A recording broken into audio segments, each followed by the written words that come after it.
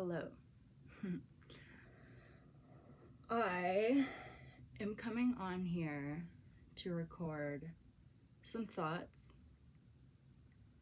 I apologize in advance if I'm super awkward doing this because frankly this feels weird, but I've thought in the past about making YouTube videos. I watch a lot of YouTube videos. I appreciate when people share their stories, when they're just honest and raw, authentic, kind of just stripped down in the moment with their thoughts.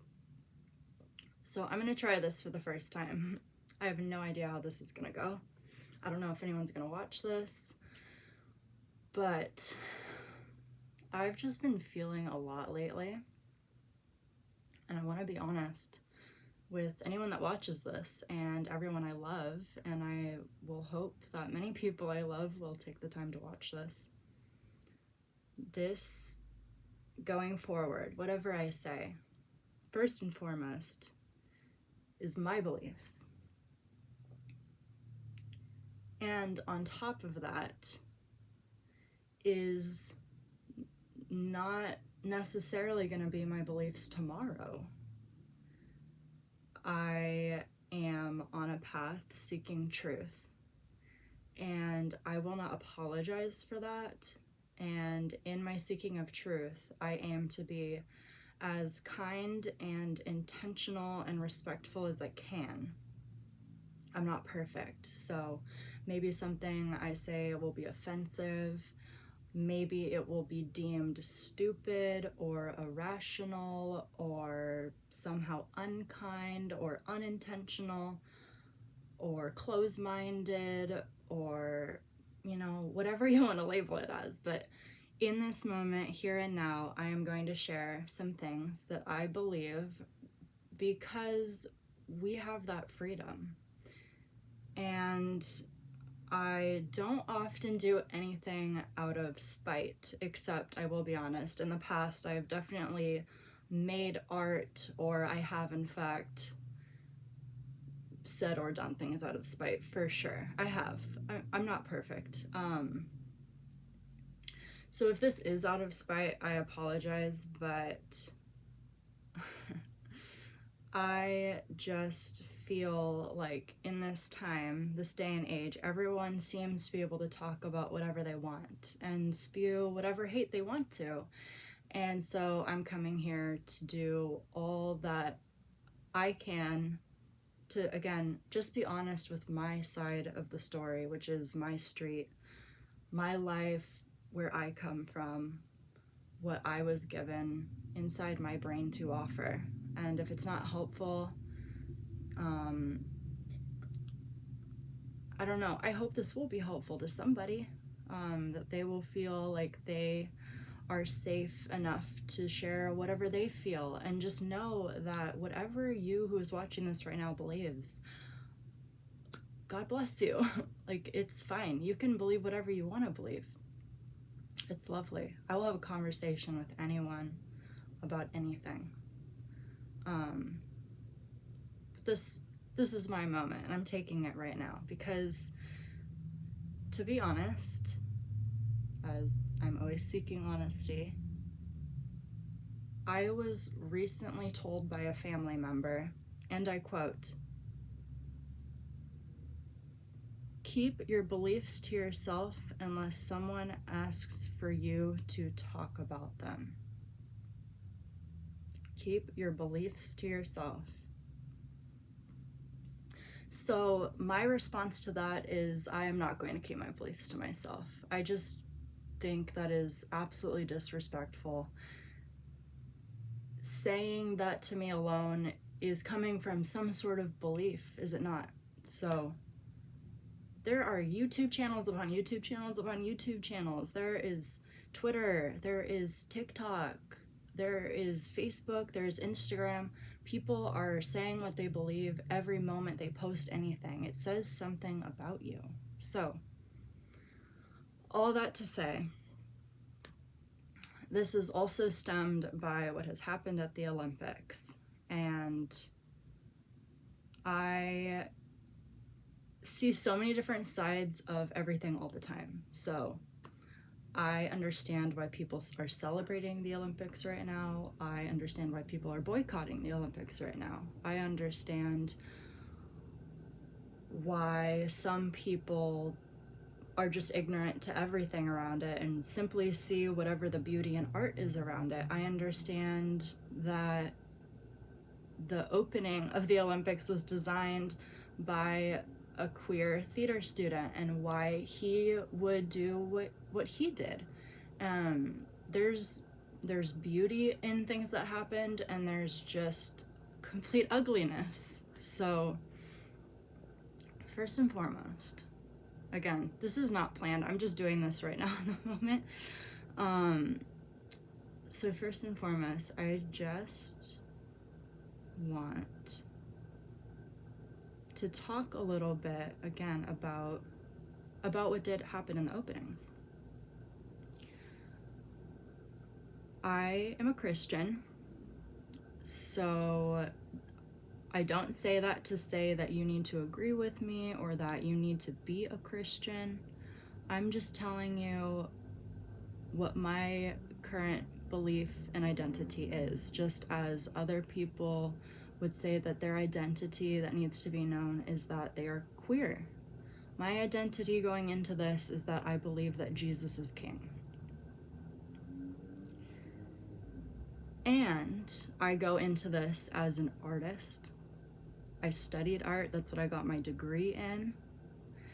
And I come to this as someone who has done a lot of mushrooms. I have done a lot of psilocybin trips. I have partaken in what people in history would attempt to describe as the Eleusinian mysteries. And that is in honor of Dionysus. And would I say that Dionysus is someone that I should honor and worship and love and find immense inspiration from at this time in my life? No, I would not. But am I fascinated by Dionysus? Do I love theater? Do I love art? Do I drink wine? All of that. Yes, I do.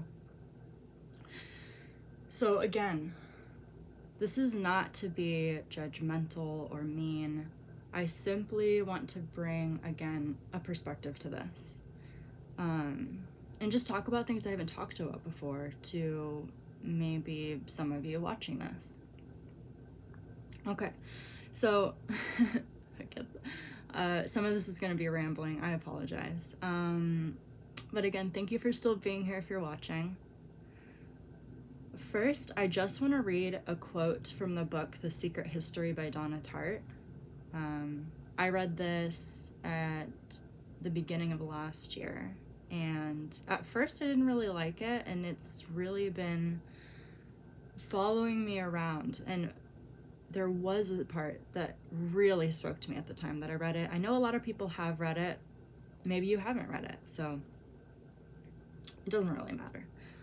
I'm just going to read this part from it for you. So, but how glorious to release them in a single burst, to sing, to scream, to dance barefoot in the woods in the dead of night, with no more awareness of mortality than an animal.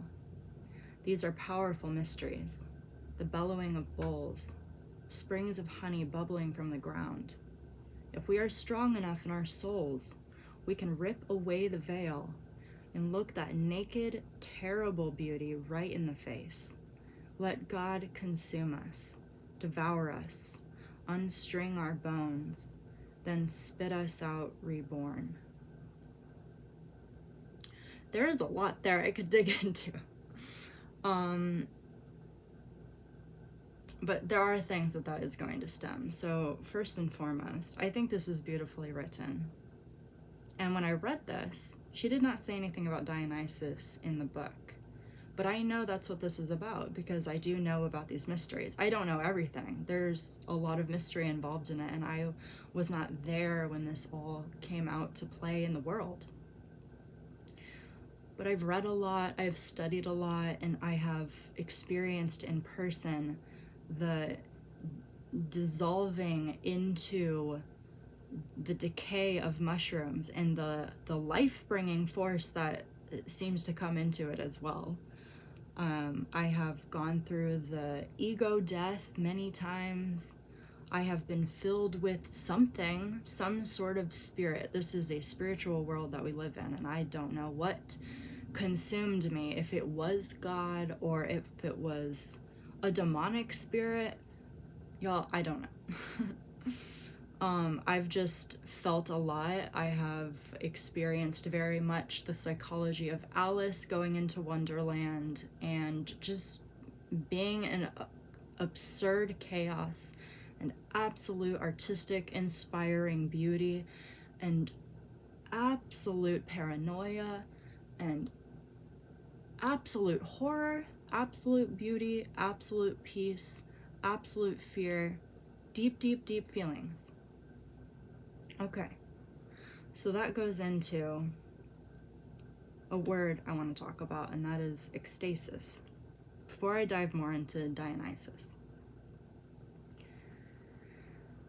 and I'm gonna go from this article I found that really talks about ekstasis very well. So I'm just gonna read it so that I don't butcher any of this. So, ekstasis.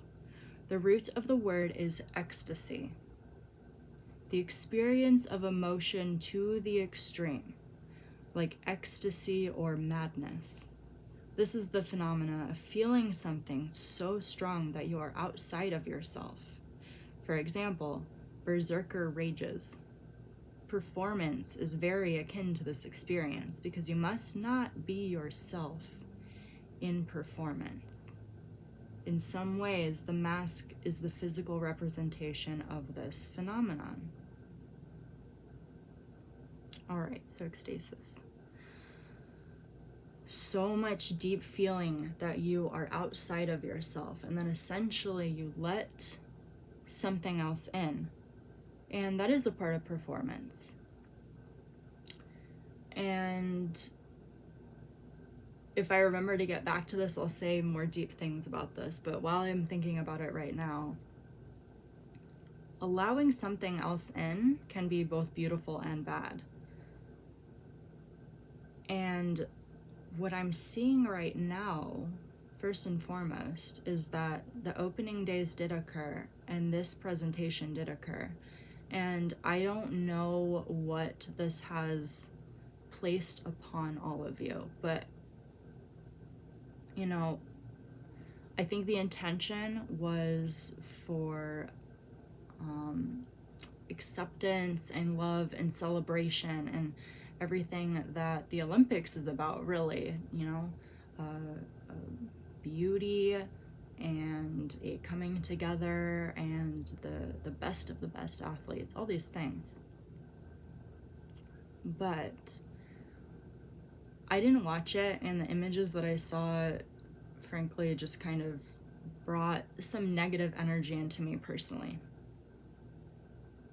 And I was just reminded of all the things to see on television, of all the things to see that was put on television for every family in the world to potentially watch, for it to have been something to do with Dionysus is unbelievably wild to me, because this has been a part of a very secret kind of established mystery, and perhaps people are still studying it, but no one in my life has talked about it, and people in my life have been so quick to share about what it was speaking on, but I just don't think a lot of people in my life, in my family, know who Dionysus is. I just, no one's ever talked to me about Dionysus except for my ex, and he knew a lot. And it's fascinating stuff, it really is, but what we put into us really matters. And there's something so delicious and juicy about this ekstasis, this losing yourself. I'm fascinated by it. I'm writing a book called The Dissolve, hoping to, and that is about losing yourself, bringing something else in. This union, as Dionysus believes in, this union with nature. He brings other women into his world to have union with him as their God. And what Donna Tartt said again is it's beautiful. It's speaking to the beautiful artistic part of this. There is something so hypnotizing about the kind of occult, one with nature thing. It is hypnotizing. It does speak to something in us. But I'm here to tell you that what Donna Tartt wrote, the springs of honey bubbling from the ground,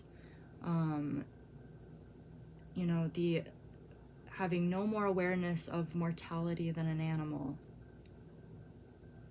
it goes deeper than that. And it goes darker than that. If we are strong enough in our souls, we can rip away the veil and look that naked, terrible beauty right in the face. That naked, terrible beauty. To me, that just seems something about looking truth in the face, and the fact that truth is also terrible, okay? And so here's the truth about Dionysus. Being one with nature is not automatically good. It's actually not. All right, so here's some things I want to read to you. Sorry, there's a spider on me. All right, just some different thoughts I found. His mysteries are supposed to have developed as early as the 6th century in Greece. At the same time, the gods seem to have gradually changed his appearance from middle-aged man to a young and beardless one. This change probably introduced an erotic theme into the rites. Okay? Reflected in the Bacchae of Euripides, where King Pentheus complains about the new god who seduces women. And although the Bacchantes avoided human men in their appearance as chaste in the myth, their relation to the god are filled with erotic allusions. It was predominantly women that enacted the most striking expressions of the orgiastic side of Dionysian religion. Let's see. All right. These, I don't know why this isn't, okay, here we go. For these women. So the women that Dionysus convinced to leave their fathers and their husbands and be with him, those women.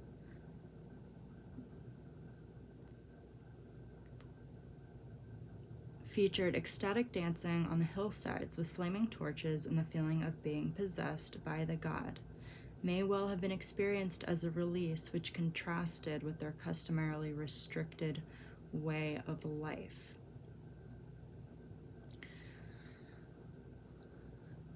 Restricted way of life. I do realize that this is a truth, but there is a beauty to discipline, and there is a beauty to maintaining a certain kind of order. Just as I agree, there's beauty in chaos, but this is a certain kind of chaos that became a scandal, and this way of being was attempted to be banned by Roman Senate for a reason. I mean, this is a cult in which women were losing themselves to give themselves and be filled with absolutely by this man Dionysus, by this idea. Not even really him, but this this way of debauchery. It just is. The central rite in the mysteries of Dionysus, which parallels the rites of the Eleusinian mysteries, where the participants also were called epapte, beholders, and where the objects were a newborn child or an ear of oat. Euripides mentions other rites in his tragedy. The Bacchantes dance in the mountains in ecstasy, and most striking of all, their attacks on wild animals and even on males in the vicinity. Most of the descriptions of the bloodthirsty Bacchantes who act like beasts of prey originate from the Bacchae. Sorry if I mispronounced that.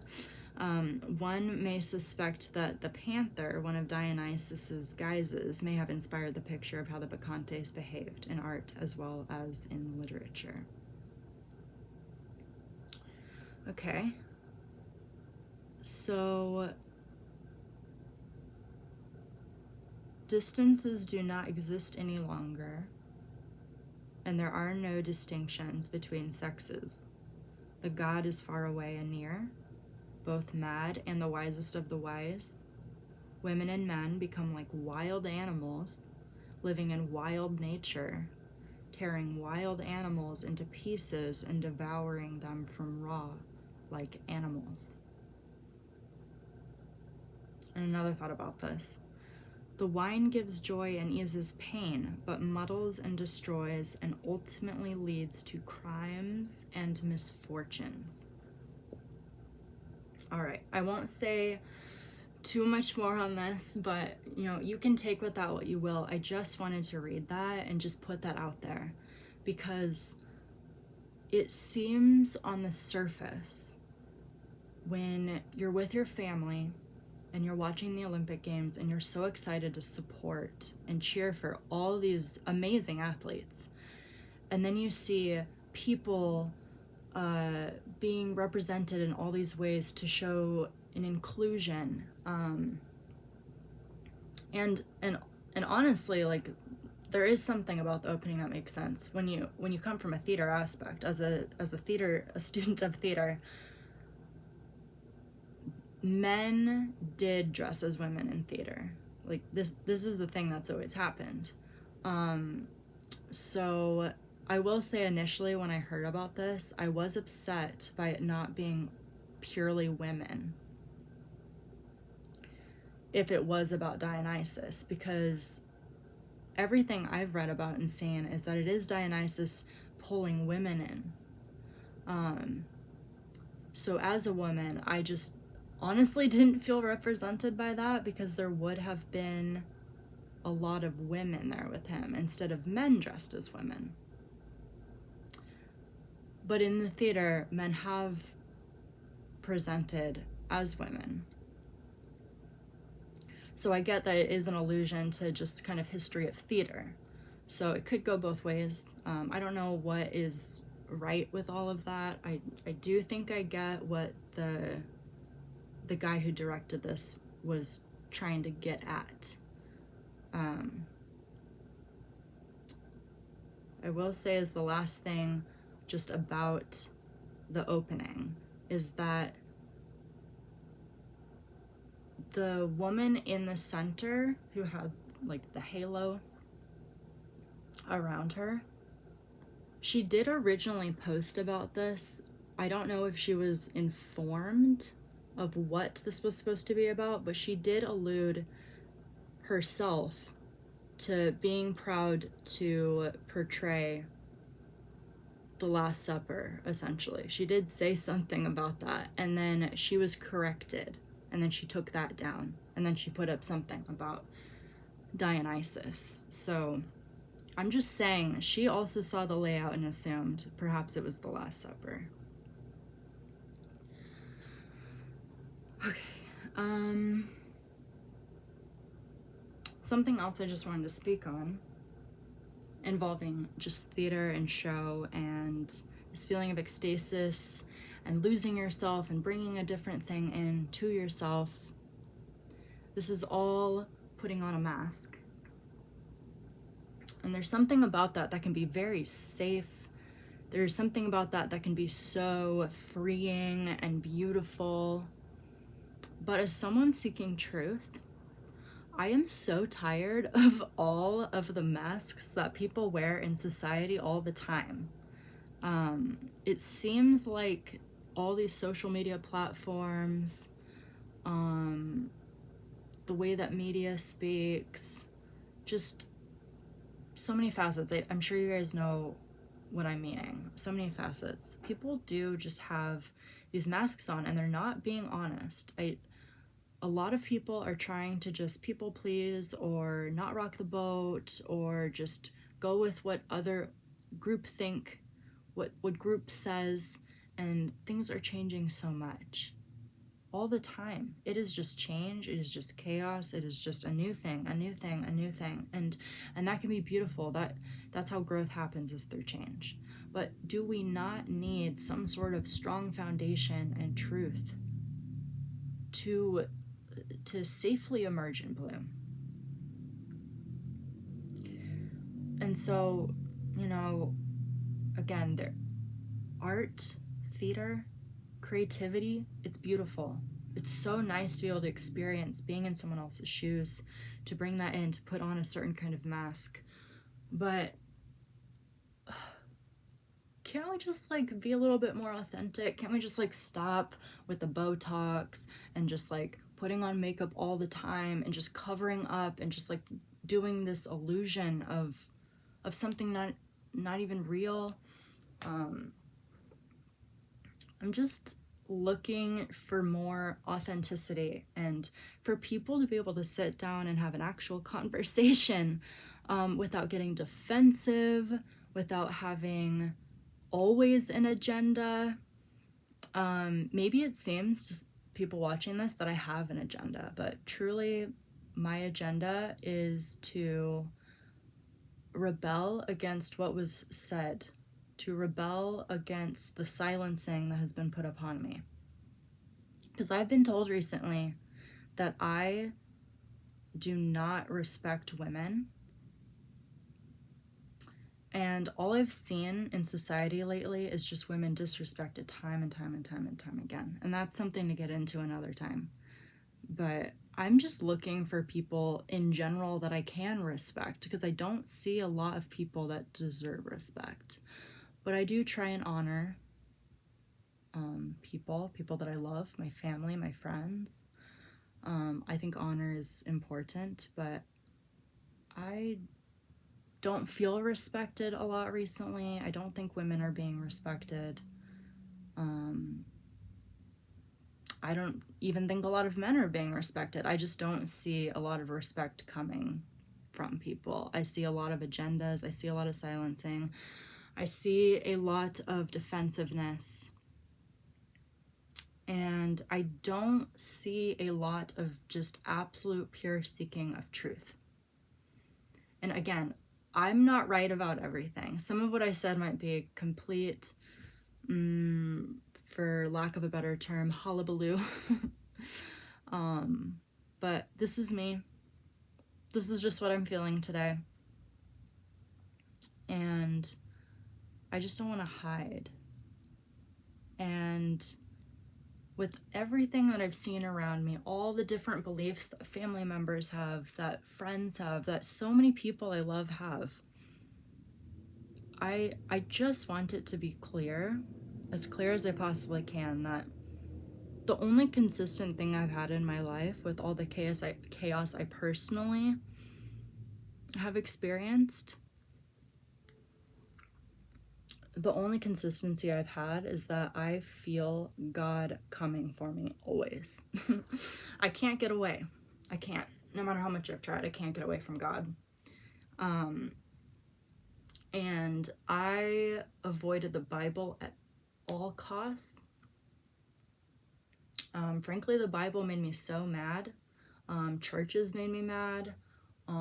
Just a lot of hypocritical people just making me mad. And it's just not good in general to even hold on to that anger. And I do not always succeed at being a humble person. None of us do.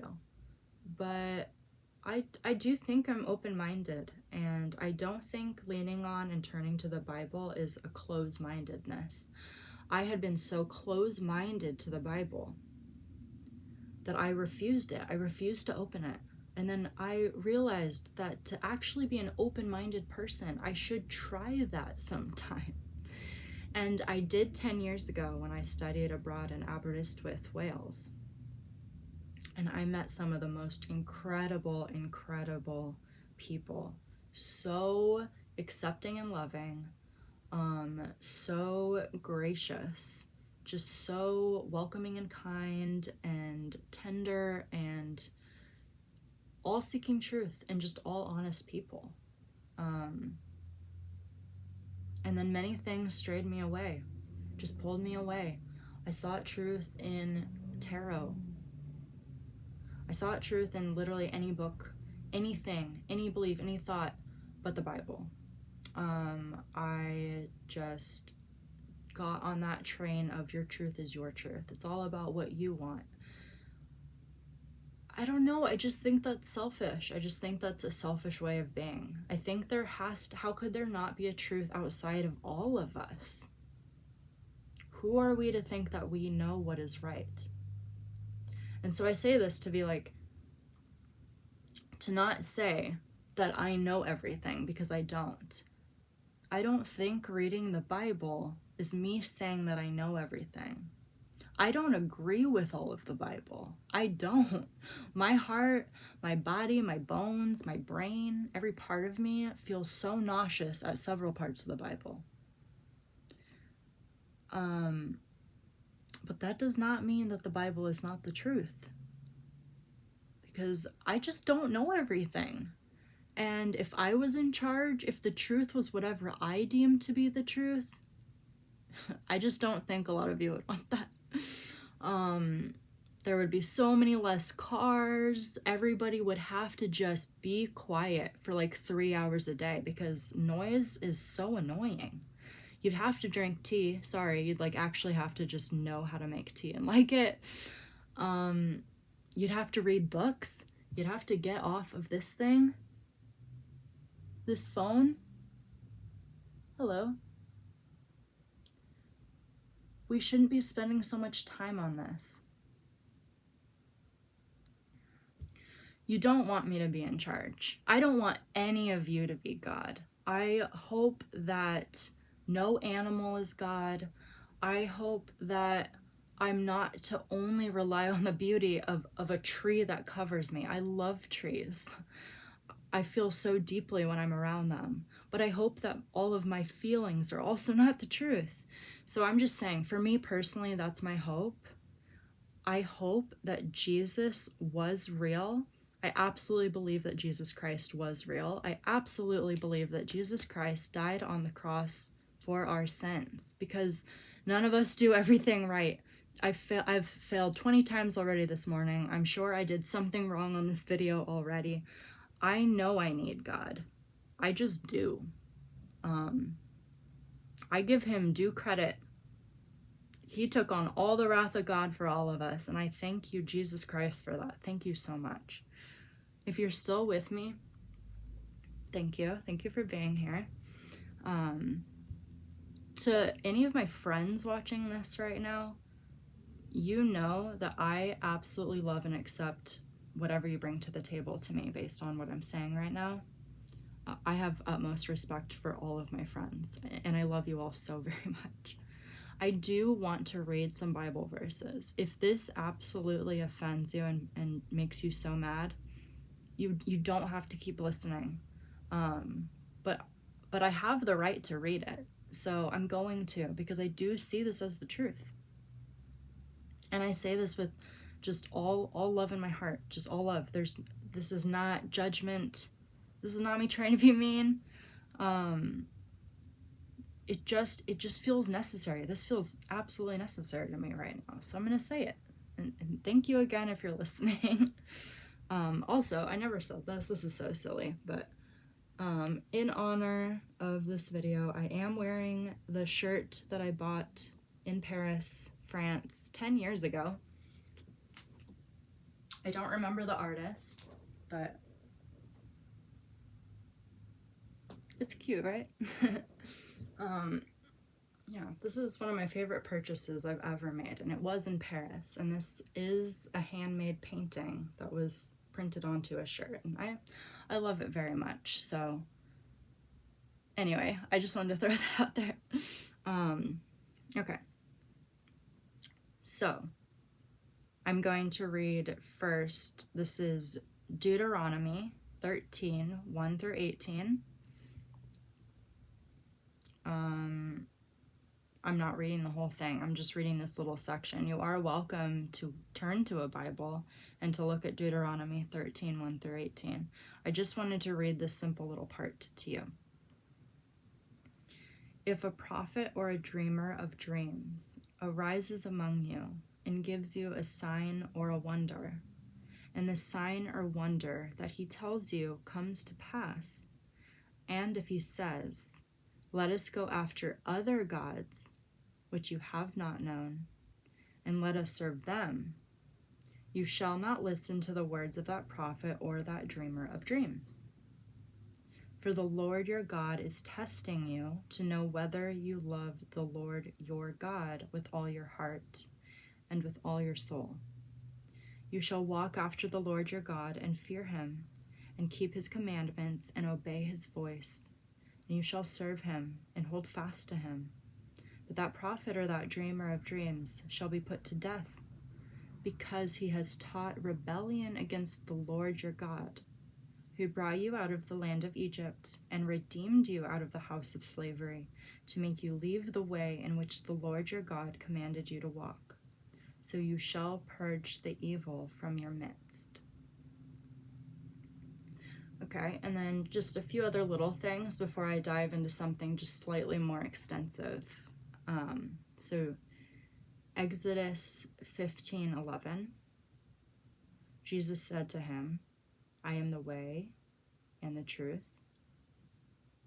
I think this is Exodus. Yes. "I am the way and the truth and the life. No one comes to the Father except through me." In Deuteronomy 32:17. I'm going to be honest, what I have typed out is slightly confusing, so if I have that wrong of where in the Bible this is, I absolutely apologize. Again, I am not an expert, but I just think these words are very important. So, "Thus says the Lord, the King of Israel and his Redeemer, the Lord of hosts, I am the first and I am the last. Besides me, there is no God." Okay, so one last thing. And again, if I butchered that, I'm so sorry. But I hope you heard that if there is a truth, please hear me out. If there is a truth, and if the truth is that Jesus died for us, that is beautiful, because all you have to do is accept that and you are free. You are free. We don't know how many days we have, you guys. We don't. We literally don't. We don't know what's going to happen in this political election. We don't know what's going to happen with the environment. We don't know if we can trust anybody ever. We could discover something miraculous. We could not discover anything else. We don't know at any moment what's going to happen. Why would you not hope for truth, and why would you not seek truth, and why would you not find a strong foundation to rely on? Because I haven't really met an actual reliable human to this day. Personally, I just haven't. I'm fickle. Many of my friends could agree that they have met many a fickle person, and also that I'm so bad at texting people back and calling. That's fickle of me. Don't you want someone, a savior, to rely on? You can. Okay, so Jeremiah 7. This is titled "False Religion Worthless." Okay, please hear me out. I mean this with love. Please, please, please. Okay. I'm gonna lay down for this. Okay. This is the word that came to Jeremiah from the Lord. Stand at the gate of the Lord's house, and there proclaim his message. Hear the word of the Lord, all you people of Judah, who come through these gates to worship the Lord. This is what the Lord Almighty, the God of Israel, says. Reform your ways and your actions, and I will let you live in this place. Do not trust in deceptive words and say, this is the temple of the Lord, the temple of the Lord, the temple of the Lord.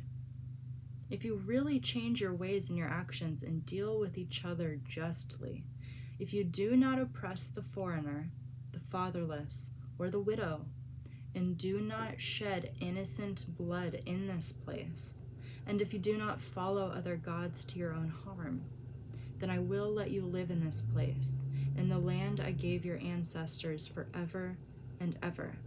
But look, you are trusting in deceptive words that are worthless.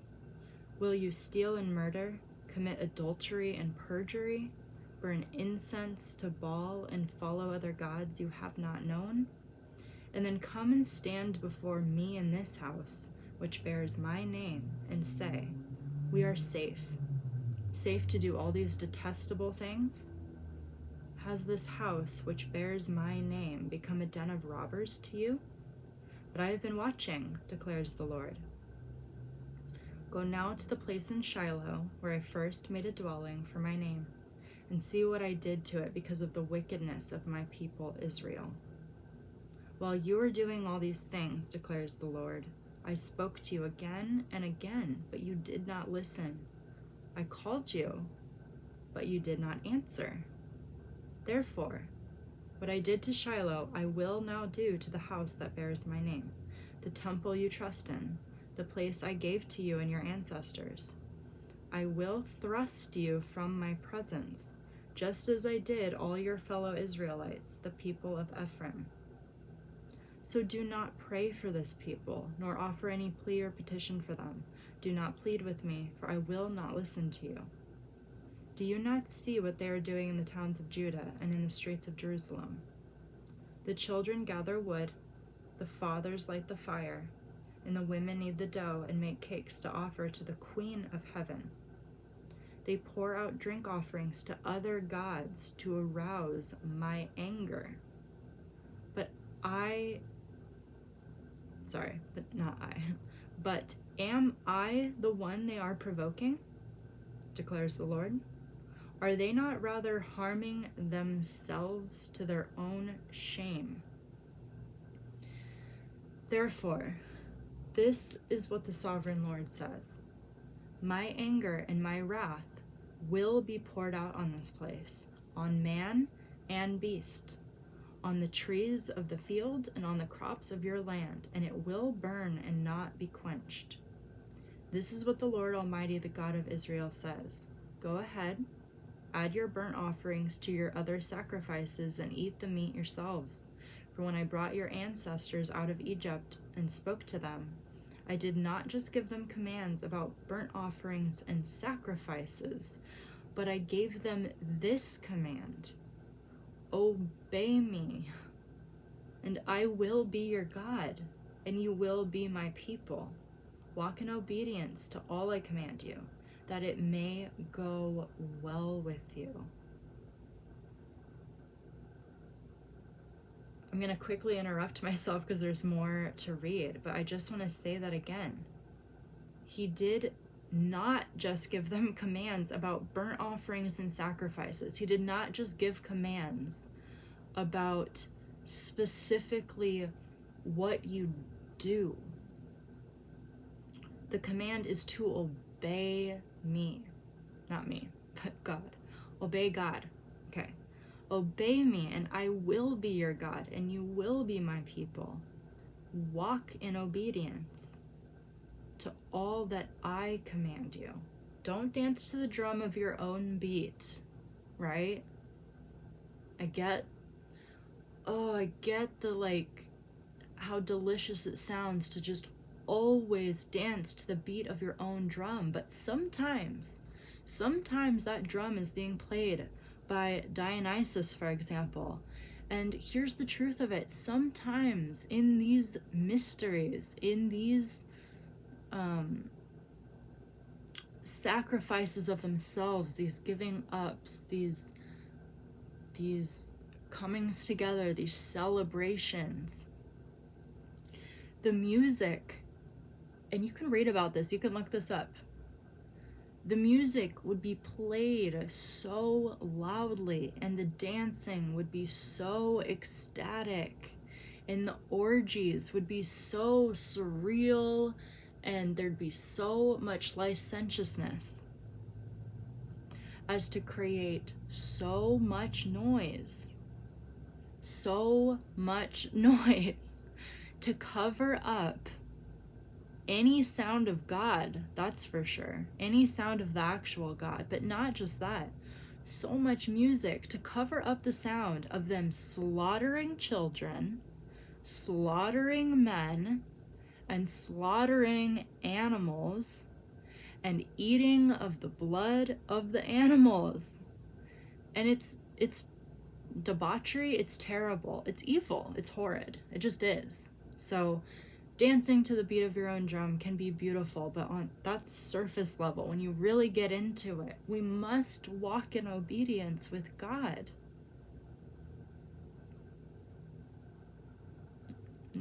No pressure. But that's what I'm trying to do. And I'm really trying to find people that support that just accept that of me, that don't try and deem that evil of me, to want to be with the good God. So again, walk in obedience to all I command you, that it may go well with you. I hope for life to go well for me. So if that's the way for it to happen, that's what I'm seeking, is truth for actual wellness of my soul. Okay, I'm gonna continue. Thank you again for listening to all these rants and just to my thoughts, my potentially to you silly, laughable thoughts. All right. But they did not listen or pay attention. Instead, they followed the stubborn inclinations of their evil hearts. They went backward and not forward. From the time your ancestors left Egypt until now, day after day, again and again, I sent you my servants, the prophets. But they did not listen to me or pay attention. They were stiff-necked and did more evil than their ancestors. When you tell them all this, they will not listen to you. When you call to them, they will not answer. Therefore say to them, this is the nation that has not obeyed the Lord, its God, or responded to correction. Truth has perished, it has vanished from their lips.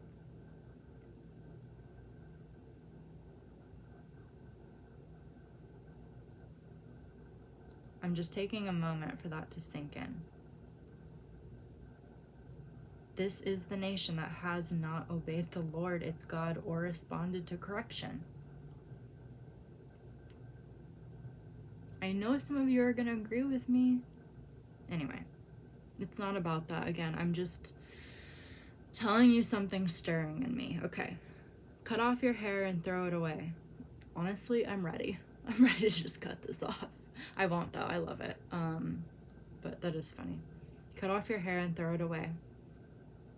Take up a lament on the barren heights, for the Lord has rejected and abandoned this generation that is under his wrath. I know some people, if you are still listening, are going to hear that and feel that that is so negative to say that this generation is under God's wrath. But again, just try to enter my space and see the world as I'm seeing it right now, just for the sake of letting go of your own beliefs for a second. If God is good, if God is the truth, if Jesus Christ is his son and is God incarnate and did die for our sins, and it all is well and it all is done, and God is going to defeat evil in the end, if that is what it is, it's good that it is under God's wrath. Because I'm telling you, if it's all under Satan's wrath, if it's all under the earth's and humans' wrath, that's not good. That's not good. There's a lot of angry humans in my life that I do not want to actually be under their wrath. I do want there to be truth and goodness, and to just choose to hopefully just be better and better under his sovereignty. Because I do not want to be under the wrath of Satan. No, no, no. Okay, I'm going to continue. The people of Judah have done evil in my eyes, declares the Lord. They have set up their detestable idols in the house that bears my name and have defiled it. They have built the high places of Topheth in the valley of Ben Hinnom to burn their sons and daughters in the fire, something I did not command, nor did it enter my mind. So beware. The days are coming, declares the Lord, when people will no longer call it Topheth or the valley of Ben Hinnom, but the valley of slaughter. For they will bury the dead in Topheth until there is no room. Then the carcasses of this people will become food for the birds and the wild animals, and there will be no one to frighten them away. And going back to what I was saying about these rites of Dionysus, you are allowing yourself to be one with nature and to be as the animals are. And that's a wild world. That is a wild world. The carcasses of this people will become food for the birds and the wild animals, and there will be no one to frighten them away. There's especially no one to frighten that away when you're accepting that, and that's actually what you want your fate to be, to just be one with that. Okay. Last section. I will bring an end to the sounds of joy and gladness, and to the voices of bride and bridegroom in the towns of Judah and the streets of Jerusalem, for the land will become desolate.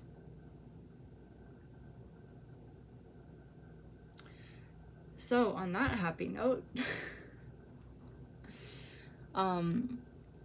sincerely, thank you for listening to this. These are just thoughts again. These are current beliefs I have. This is me speaking on my beliefs because I was asked not to, and I was told not to speak on my beliefs unless I'm asked. You don't have to watch this video. You don't have to agree with anything that I say. But in all due respect, I will speak on my beliefs because I have the right. I let a lot of people speak on their beliefs in my life, and I will continue to let you do so because I love you. I do. And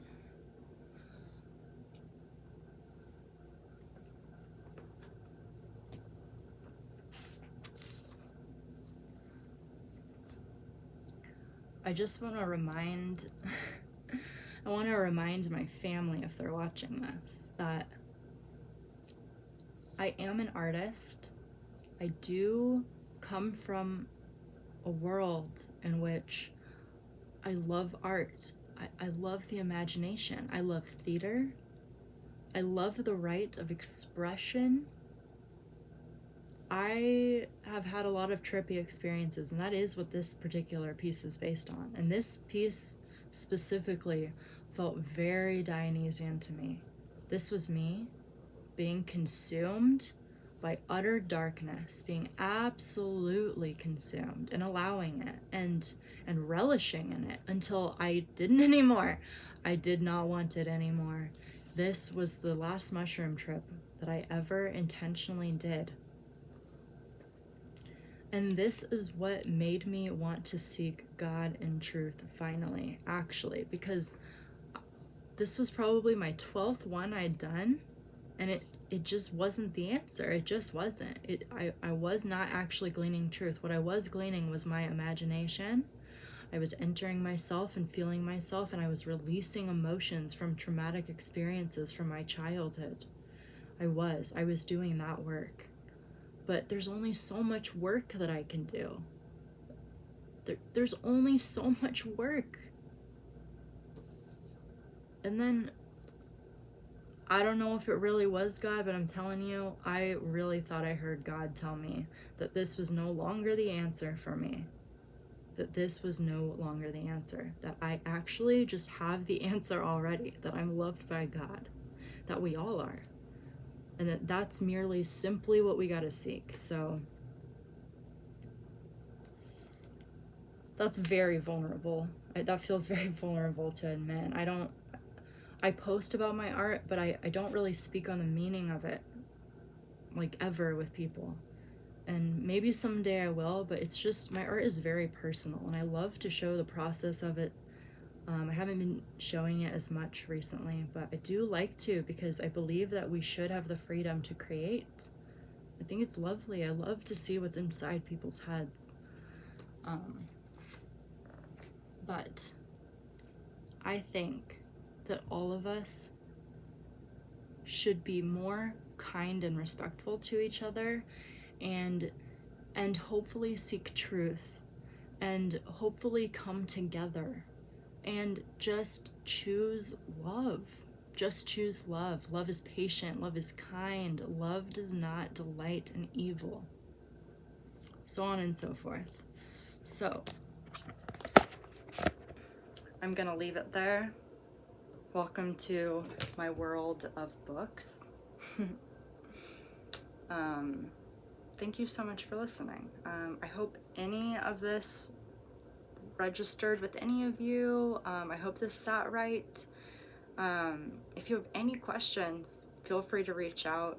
Thank you so much for listening if you did, and I truly, truly love all of you. And again, just appreciate you taking the time. So that's all. Let's all be good to each other. Again, try and seek truth if you can. That's all. And just respect everyone. Let's just all be allowed a safe space to speak what we believe. It's okay to do so. It really is. All right. Bye.